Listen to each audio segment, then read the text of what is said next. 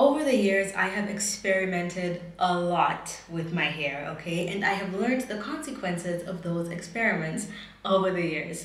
Last week, I was going through my YouTube and I saw Abby Young post a video about the things she'll never do to her hair again. And it inspired me to make this video so that hopefully you can learn from my mistakes and never do these things to your hair too as well. Well, most of them. Some of them are personal preference. Let's get to the first one.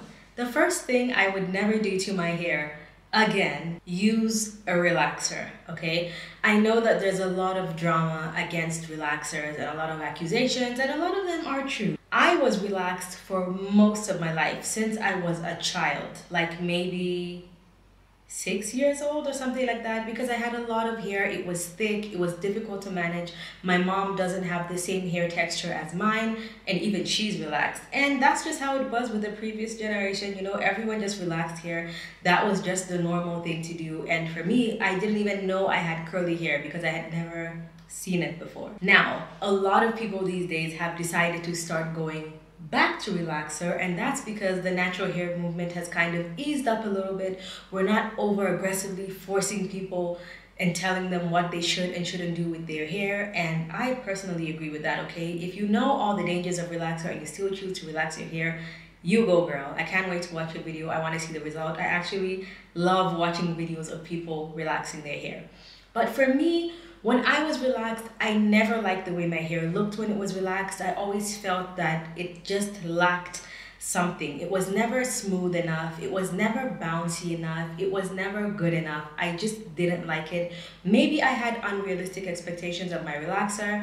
I wanted my hair to look like the relaxer girl on the box. And come to find out, a lot of those girls actually never had relaxed hair and it was just a great silk press.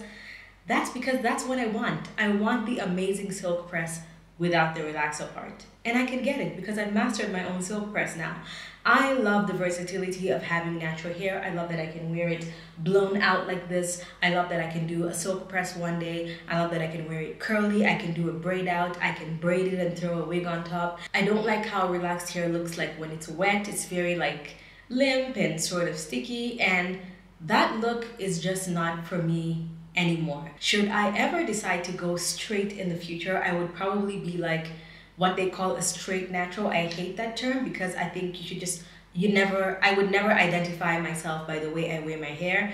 If I wore my hair straight 90% of the time or even 100% of the time, I still wouldn't call myself a straight natural because one day I might wake up and just want to wear a braid out or a wash and go. Things change, okay? So maybe if I did anything permanent, it would be something in the form of like a keratin treatment or something, but never the traditional relaxer. I also just didn't like the smell and the whole idea and the feeling while doing it, okay? The next thing I would never do to my hair, again, is bleach or any kind of hair dye that requires me to lighten my hair a lot. Granted, I was bleaching relaxed hair, so that was a stupid idea in itself, but I didn't know at the time, and I wasn't in like a professional hair salon where they had like their cosmetology licenses, so they didn't know either. They were just like, oh, it's fine, your hair is strong.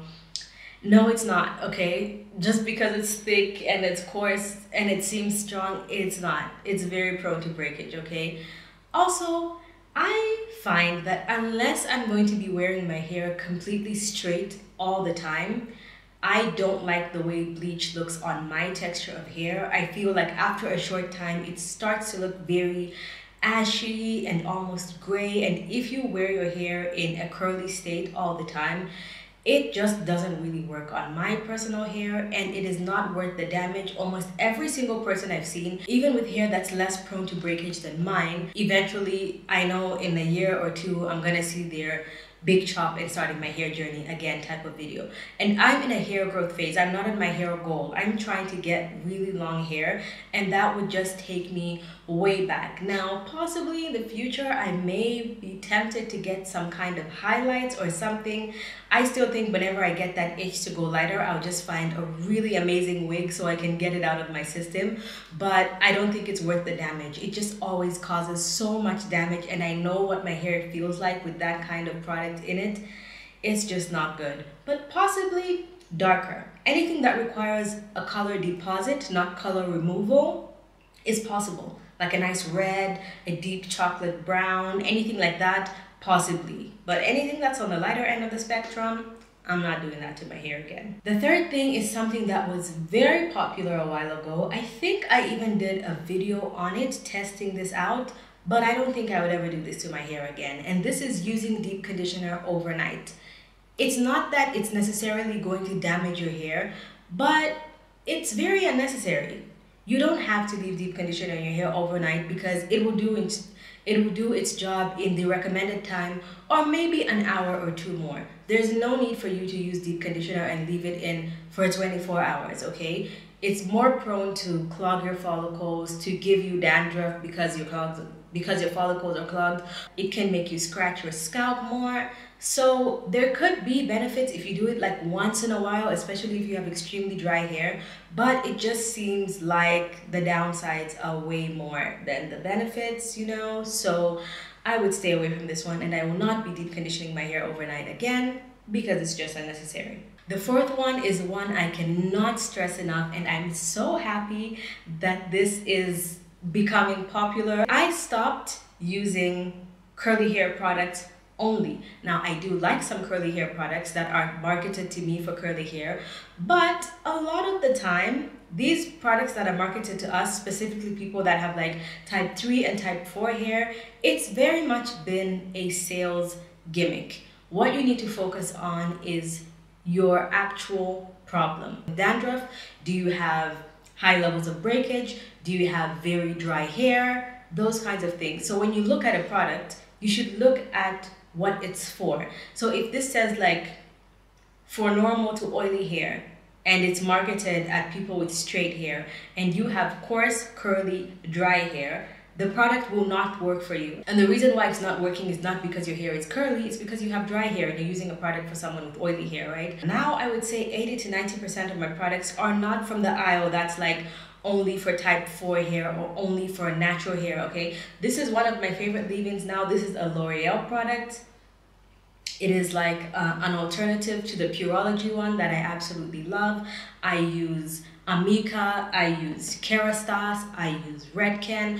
All of these products, sure, they're marketed to everyone, but we are not necessarily the target audience. It's very like a broad spectrum. And it feels really good to have a product that's like, this is just for you, your specific hair type and your specific hair problem, and certain products work for that.